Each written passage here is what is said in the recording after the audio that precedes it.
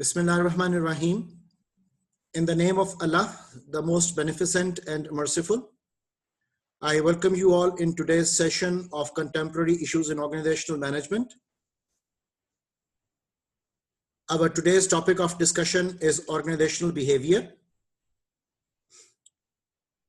As you all know, when we use the word behavior, we are directly concerned with the human matter, the human element in organizational setup.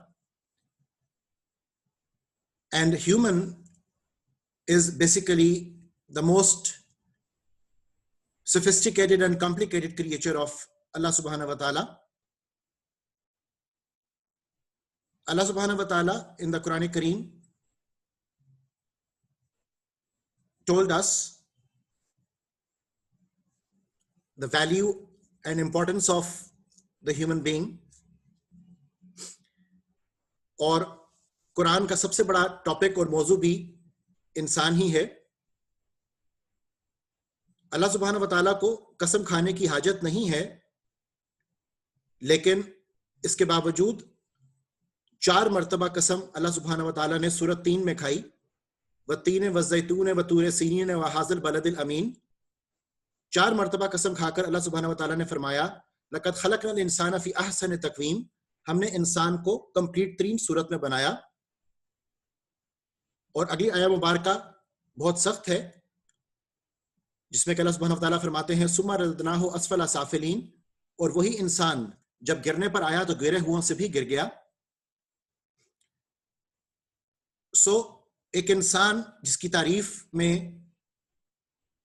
जिसकी definition में एक तरफ एक complete सूरत है, best of the moulds में उसको बनाया गया, तो दूसरी तरफ उसके जवाल की बात भी की जा रही है। इंसान बेसिकली और उसके बिहेवियर्स, उसके मूड्स, उसके इमोशंस, उसमें बहुत सारे रंग हैं। हर शख्स अपने अंदर एक पूरी दुनिया रखे हुए है, और कोई भी शख्स ये क्लेम नहीं कर सकता कि वो किसी दूसरे शख्स के बारे में सब कुछ जान चुका है।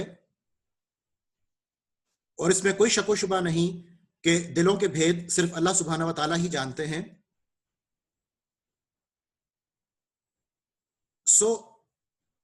बिहेवियर्स की डिस्कशन में जब हम कुछ क्लेम करते हैं कि we know about the details related to the human being, तो नो डाउट वो हमारी अप्रोक्सीमेशंस होती हैं, वो हमारे अंदाजे होते हैं, और उन अप्रोक्सीमेशंस और अंदाजों को हम यूज करते हैं, उनकी बुनियाद बनाते हैं हिस्टोरिकल प्रेसिडेंट्स को,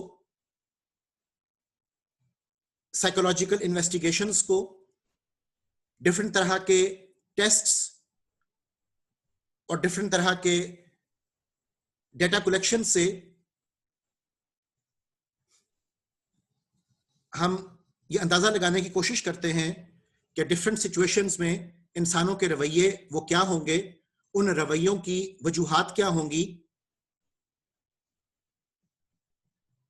और इन्हीं इन्वेस्टिगेशंस पर बेस्ड हमारा ये पूरा कोर्स वर्क ऑर्गेनाइजेशनल बिहेवियर का ये डिपेंड करता है, बिल्डअप होता है। एक ऑर्गेनाइजेशनल फैसिलिटी के अंदर बेशुमार तरह के एक्सप्रेशंस हमें रोजमर्रा की जिंदगी में देखने को मिलते हैं। कई किस्म के स्टेक होल्डर्स हमारे साथ राब्ते में हैं। कस्टमर्स के अपने मूड्स एंड फीलिंग्स हैं। हमारे कोलीग्स एक अपना मूड और फीलिंग कैरी करते हैं। बॉस, उसके अपना मूड और मिजाज होगा। सप्लायर के साथ नेगोशिएशन करनी है, गवर्नमेंटल डीलिंग्स करनी है। जहां जहां पर भी ह्यूमन एलिमेंट इज प्रेजेंट, तो उसके different moods, emotions, behaviours, attitudes, इन सब का सामना वो हमें करना पड़ता है।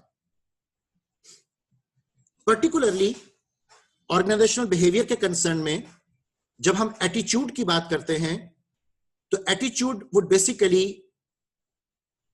be composed of three things. सबसे पहली चीज जो एटीट्यूड में शामिल है, that is the affective part, which is basically based upon our feelings and emotions. The second thing we include in attitude is basically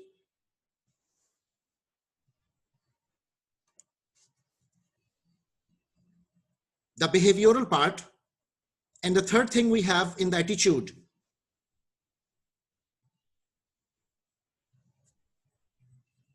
is basically the cognitive part. So the cognitive, the beliefs we have, they basically determine that what are going to be our emotions and feelings. And the emotions and feelings we have about any certain situation of or about any certain person or place, वो determine कर रहा होगा कि हमारे जो behavioral concerns हैं वो क्या होंगे. अब हमारा जो cognitive part है, the belief side, it is based upon our value system. And it is very important to understand कि हमारा जो value system है, it is derived from four aspects. It can be derived from environment, जिसमें के हमारा गिरदोनवा, हमारा माहौल जिसमें हम परवान चढ़ते हैं, वालिदैन, असातिज़ा, ये सब environment का part है. हमारा institutions जहां से हमने education हासिल की, जिन जगहों पर हम गए, ये सब कुछ environment है.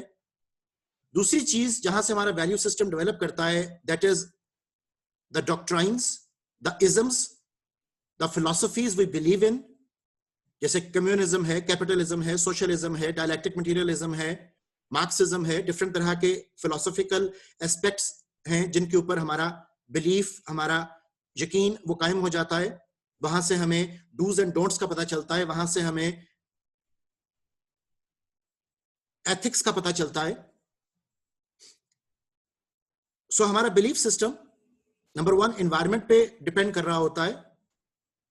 नंबर 2 डॉक्ट्राइन्स पे डिपेंड कर रहा होता है, जिन डॉक्ट्राइन्स पे हम यकीन रखते हैं. नंबर 3 हमारा बिलीफ सिस्टम डिपेंड कर रहा होता है मजहब के ऊपर, रिलीजन के ऊपर. और नंबर 4 हमारा जो बिलीफ सिस्टम है वो डिपेंड कर रहा होता है हमारे जेनेटिक कोड के ऊपर. अब अगर हम एनवायरमेंट की बात कर रहे हैं तो हुजूर अकरम सल्लल्लाहु अलैहि वसल्लम की एक हदीस मुबारक है, सही बुखारी से मुस्लिम से कोट कर रहा हूं. आपने फरमाया हर बच्चा फितरत पर पैदा होता है, फिर उसके वालिदैन उसको यहूद नसारा और ईसाई वो बना देते हैं. So every newborn is born on originality.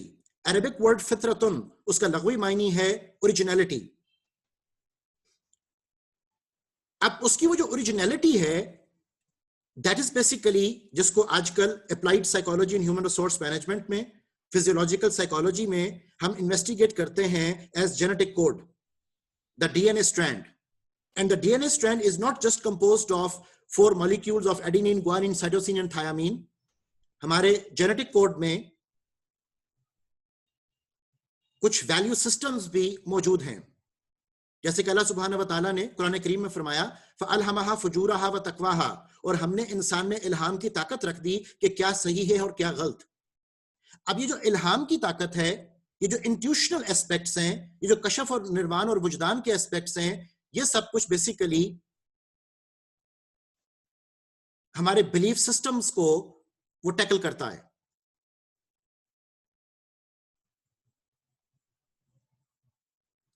Environment का फैक्टर जो मैं पिक कर रहा हूं, that is basically the physical aspects, और जो जिसको मैं मजहब और डॉक्ट्राइन का नाम दे रहा हूं, ये दोनों हमारे साइकोलॉजिकल एस्पेक्ट्स हैं. ये हमारे बिलीफ सेट्स को जो चीज ट्रिगर कर रही हैं.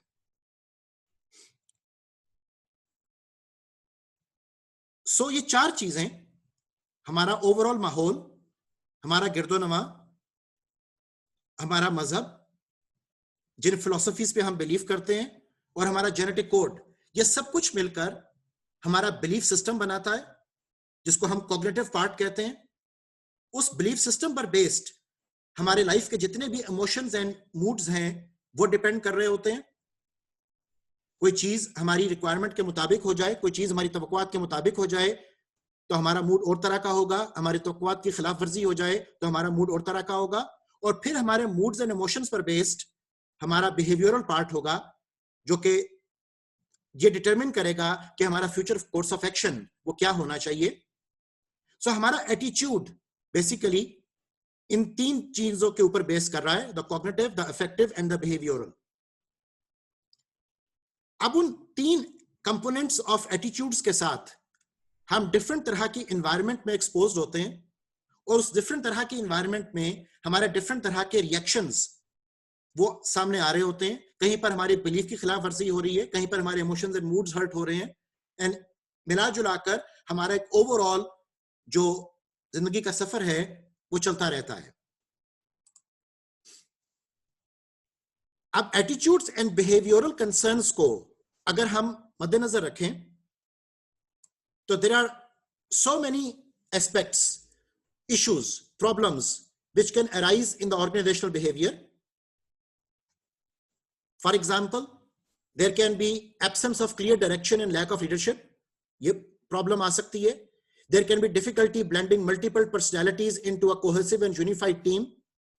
Team work का expression use करना तो बहुत आसान है, diversification के ऊपर तकरीर करना तो बहुत आसान है, लेकिन diversified workforce को tackle करना ये बहुत difficult काम है।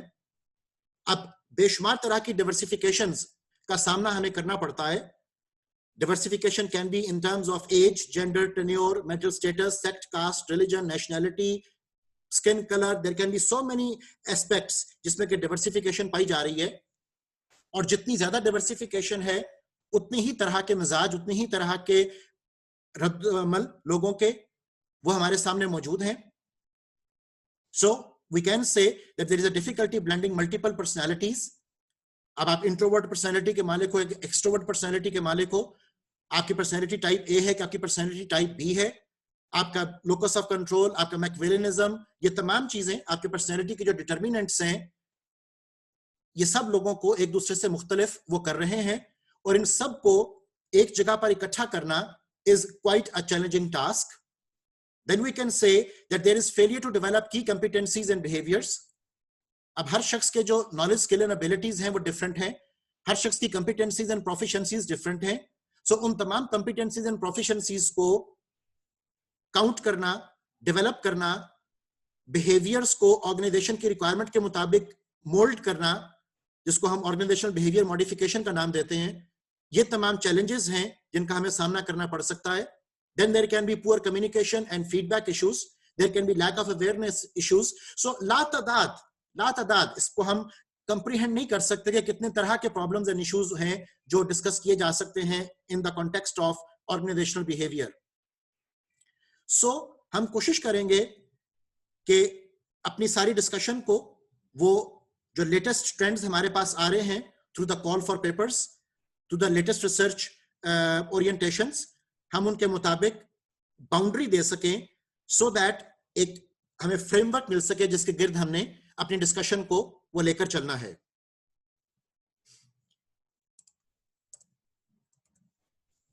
अगर हम ऑर्गेनाइजेशनल बिहेवियर की सब्जेक्ट डेवलपमेंट की बात करें तो यूजुअली ऑर्गेनाइजेशनल बिहेवियर का जो कोर्स है, that is the first course we come across in behavioural discussions.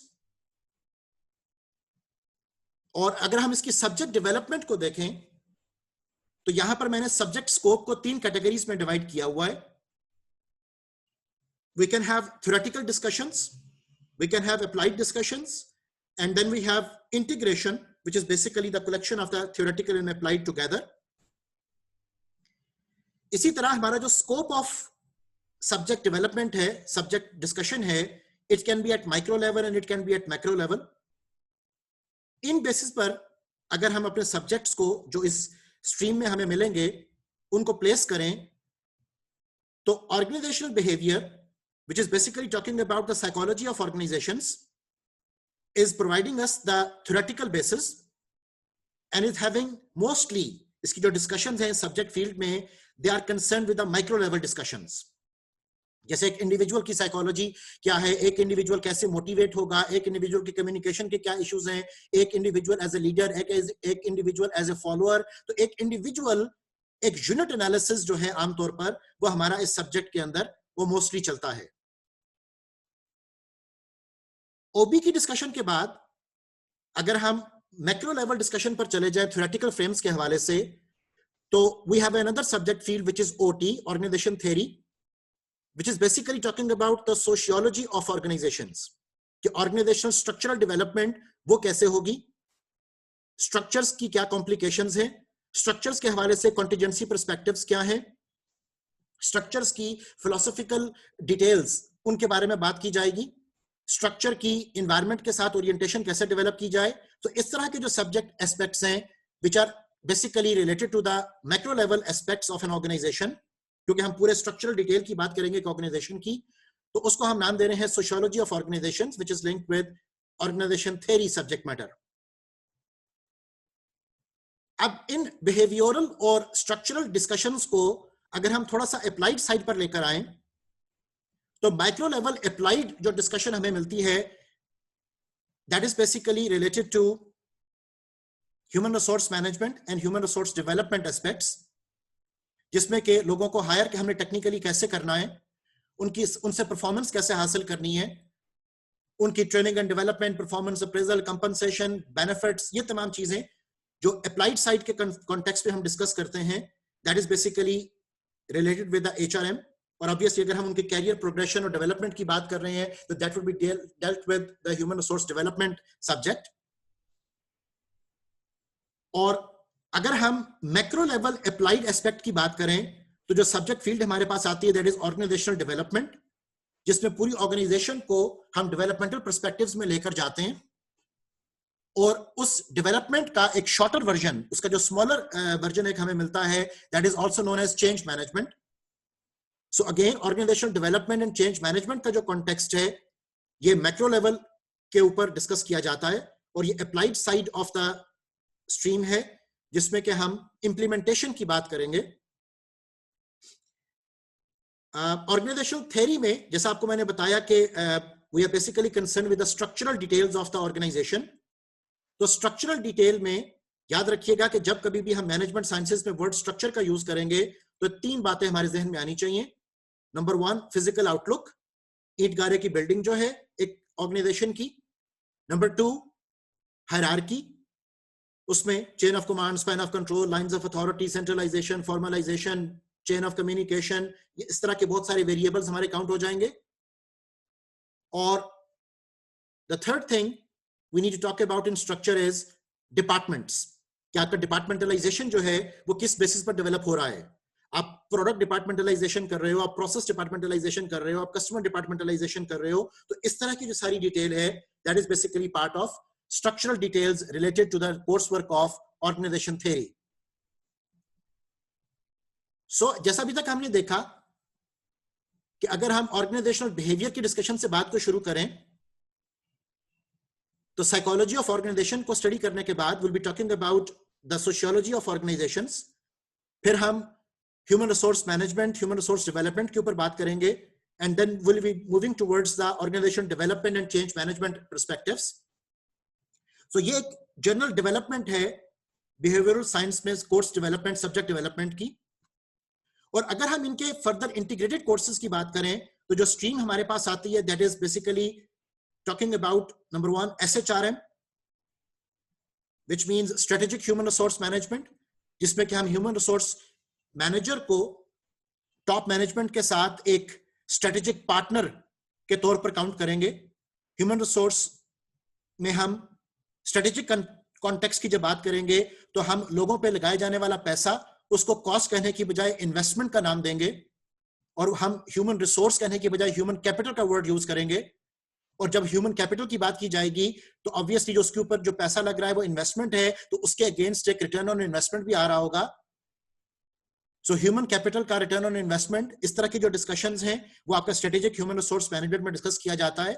इसमें कॉस्ट को कैसे कम करना है हमने, इसमें टैलेंट को एक्वायर कैसे करना है, टैलेंट को रिटेन कैसे करना है, तो ये सब डिटेल आपकी स्ट्रेटेजिक ह्यूमन रिसोर्स मैनेजमेंट के सब्जेक्ट फील्ड में डिस्कस की जाती है, इसको मैंने इंटीग्रेटेड पोर्शन में रखा है। Then we can talk about human resource के कॉन्टेक्स्ट में information systems. So HRIS, human resource information system, ये एक इंटीग्रेटेड स्ट्रीम है। इसी तरह इंटरनेशनल ह्यूमन रिसोर्स मैनेजमेंट। फिर हमारे पास एक और सब्जेक्ट स्ट्रीम आ जाता है which is THQM, which is basically the mixture of total quality management and human resource management.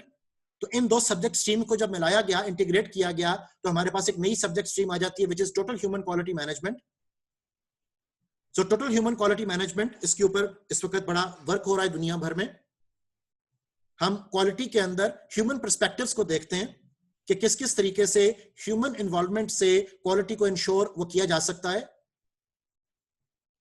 इसी तरह इंटीग्रेटेड सब्जेक्ट फील्ड में I have also included work life balance के जितने इश्यूज एंड प्रॉब्लम्स हैं, इसके ऊपर आज हम डिस्कशन भी करेंगे कि वर्क लाइफ बैलेंस से रिलेटेड हमारे पास क्या क्या लेटेस्ट ट्रेंड्स इस वक्त चल रहे हैं। और उसके अलावा एक और बहुत इंटरेस्टिंग फील्ड हमारे पास आ जाती है which is THA. The THA stands for Total Human Approach. Total human approach का कहना यह है कि जब आप किसी शख्स को हायर करते हो तो आप उसको सिर्फ साइकोलॉजिकली और फिजियोलॉजिकली हायर नहीं करते, आप उसको सोशली भी हायर करते हो।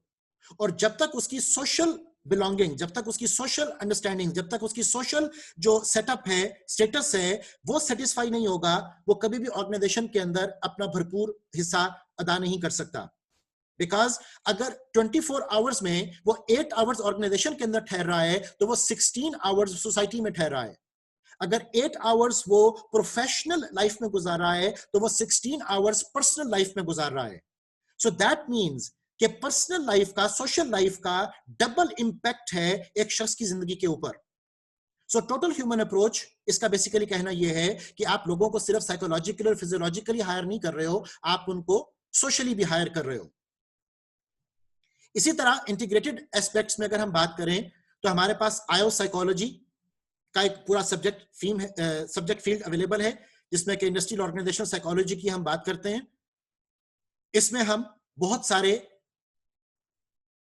क्वेश्चंस के जवाब ढूंढते हैं जो HRM से रिलेटेड हैं। फॉर एग्जांपल HRM में हम डिस्कस करते हैं कि लोगों को हायर करने के लिए हमने टेस्ट और इंटरव्यू कंडक्ट करना है, लेकिन आयो साइकोलॉजी में हम डिस्कस करते हैं कि इस टेस्ट और इंटरव्यू को डिजाइन कैसे करना है।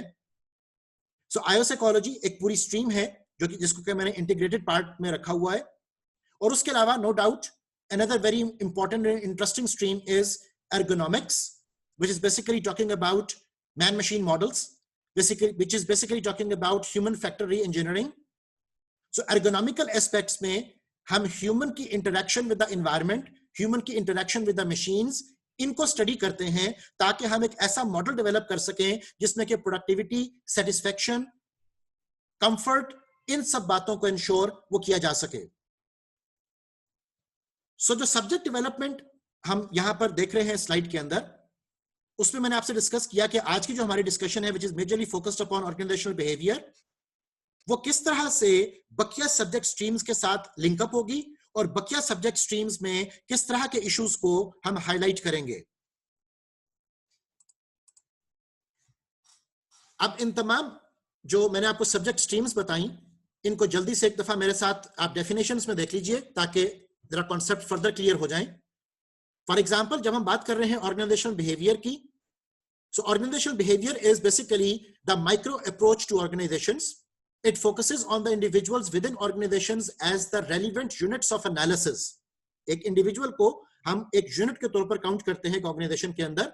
It examines the concepts such as motivation, leadership style, personality, and is concerned with cognitive and emotional differences. जैसा भी आपको मैंने शुरू के सेशन लेक्चर में बताया कि it is concerned with cognitive and emotional differences among people within organizations. So simply put, OB is more linked with psychology of organisations. जब हम ऑर्गेनाइजेशन थ्योरी की बात कर रहे हैं, again it is a macro level approach to organisations. It analyses the whole organisation as a unit, and organisation theory is concerned with people aggregated into departments and organisations and with the differences in structure and behavior at the organization level analysis. So simply put, we will be talking about the sociology of organizations. जब हम strategic human resource की बात कर रहे हैं तो it is linking HRM with strategic goals and objectives to improve business performance and develop organisational cultures, fostering innovation and flexibility. तो ये दो आपके मेजर एस्पेक्ट्स हैं जिसमें कि हम ह्यूमन रिसोर्स मैनेजमेंट को स्ट्रेटेजिक कंसर्न्स में विजुअलाइज करेंगे। अगर हम एचआरएम की बात करें तो the best definition I have for human resource management is putting the right person at the right job at the right time. But इस सारी definition में जो सबसे challenging task है वो ये है कि who is the right person. और अगर हम definition on the slide पर बात करें तो it says that policies and practices involved in carrying out the people or human resource, which in other words we can call it human capital, aspects of a management position including recruiting, screening, training, rewarding and appraising. Likewise, ये सब उसके जो functional aspects हैं इन पर बात की जाएगी. If we talk about human resource development issue, तो no doubt हम यहाँ पर बात कर रहे हैं कि human resource development is a framework for helping employees develop their personal and organizational skills, knowledge and abilities. So उनका जो promotability aspect है उसको हम major focus में वो रखते हैं. जबकि human resource management would be majorly talking about employability. ये दो key terms मैं आपसे discuss कर रहा हूँ. एम्प्लॉयबिलिटी, जिसमें कि हम क्वालिफाइड लोगों को डिमांड करते हैं, क्वालिफाइड लोगों को टारगेट करते हैं, और क्वालिफाइड का जब हम एक्सप्रेशन यूज कर रहे हैं तो the word qualified would mean that a person's KSAOs, knowledge, scalability and other personality traits would be equal to the jobs TDR, and the TDR would stand for task, duties and responsibilities. मैं दोबारा से equation बोल रहा हूं कि when your TDRs, task, duties and responsibilities are equal to KSAOs, which is knowledge, scalability and other personality traits, तो उसको हम qualified कहते हैं. ठीक है, तो qualified aspects जो हैं एक human resource के हवाले से उनको हम HRM में डिस्कस करते हैं, and it will be talking about employability. जिसके बरक्स जब हम promotability की बात करेंगे तो that would be more linked with the human resource development aspects. इसी तरह organizational development के subject field को देखिए, which means long range efforts and programs aimed at improving an organization's ability to survive by changing problem solving and renewal processes. तो यहां पर हम इस बात की कोशिश करते हैं कि systems के अंदर self renewal capabilities जो हैं वो हम inculcate कर सकें, जिन self renewal capabilities से एक organization अपने मसाइल को खुद से हल करने के काबिल वो बन सके. So that is basically concern of the organization development subject field. और अगर मैं इसका सब पार्ट चेंज मैनेजमेंट को बना रहा हूं तो the change management is a structured approach to shifting, transitioning individuals, teams and organisation from a current state to a desired future state. It is an organizational process aimed at empowering employees to accept and embrace changes in their current and business environment. तो ये आपके जितने concerns होंगे इस तरह के, उन सबको हम चेंज मैनेजमेंट के कॉन्टेक्स्ट में डिस्कस करते हैं. No doubt change management is a subset of organisation development coursework. A book I would like to refer you. This book is written by Sharmeen Hartle, and I have found this book very interesting, which is basically focusing upon emotions in organizational behavior. इस book के अगर आप table of contents देखो तो actually इस table of contents में this book is not focusing upon the chapters as routine organizational behavior books would be having. यहां पर research oriented जो discussion है उसको major focus में रखा गया है. For example, starting from organizational behavior and emotions perspective, the next title would be emotions from ugly duckling via invisible asset toward an ontological reframing. अब इसी एक्सप्रेशन से आपको अंदाजा हो रहा होगा कि this book is rather more philosophical and is more technical in its approach, rather than के रूटीन आप ऑर्गेनाइजेशनल बिहेवियर की जो किताबें पढ़ रहे हो जिसमें के मोटिवेशन की थ्योरीज होंगी, लीडरशिप की थ्योरीज होंगी, वहां से थोड़ा सा हटके फ्लेवर आपको इस बुक में मिलेगा. And I have already uploaded this book in my Google classroom and on my website. इसी तरह इसका थर्ड एस्पेक्ट देखिए, you wait until you get home. इसमें emotional reasons, emotional process work, इसके ऊपर बात की जा रही है. फोर्थ इसका कॉन्टेक्स्ट देखिए, the role of emotions in employ counter productive work behaviour. और ये is one of the major issues we are going to address in today's session कि जो एम्प्लॉयज के काउंटर प्रोडक्टिव वर्क बिहेवियर्स हैं उनको कैसे टैकल किया जाएगा. फिफ्थ इसका टॉपिक देखिए जिसमें कि वो emotional experience of individualist collectivist work groups की बात कर रहा है। और जब हम इंडिविजुअलिज्म और कलेक्टिविज्म का बात कर रहे हैं तो जाहिर है कि ये टोटली दो डिफरेंट अप्रोचेस की बात हो रही होगी, जिन टोटली दो डिफरेंट अप्रोचेस में हम सोसाइटीज को भी डिवाइड करते हैं और उन सोसाइटी से बिलोंग करने वाले लोगों को भी ऑब्वियसली वो डिवाइड कर रहे हैं। Likewise the sixth point is talking about bounded rationality, और बाउंडेड रैशनैलिटी के जितने इश्यूज हैं इंडिविजुअल डिसीजन मेकिंग के हवाले से उसके ऊपर बात की जाएगी। And bounded rationality would not only just be limited to the rationality, it would be extended towards a bounded emotionality. Okay, so bounded rationality developed into bounded emotionality perspective on individuals in the organization. इसके ऊपर बात की जाएगी। जैसे आप सबको एक term का पता होगा organizational behavior के course work से related, which is known as emotional labor, right? And as you know, emotional labor में आपकी लिमिट्स सेट कर दी जाती हैं कि आप किस कदर अपने इमोशंस को डेमोन्स्ट्रेट वो कर सकते हो। सो ये टॉपिक्स इसमें डिस्कस किए जाते हैं। यहां पर हमारा फर्स्ट सेशन टाइम वो खत्म हो रहा है। सेकंड सेशन में ज्वाइन कीजिए। Will continue the discussion from the same point.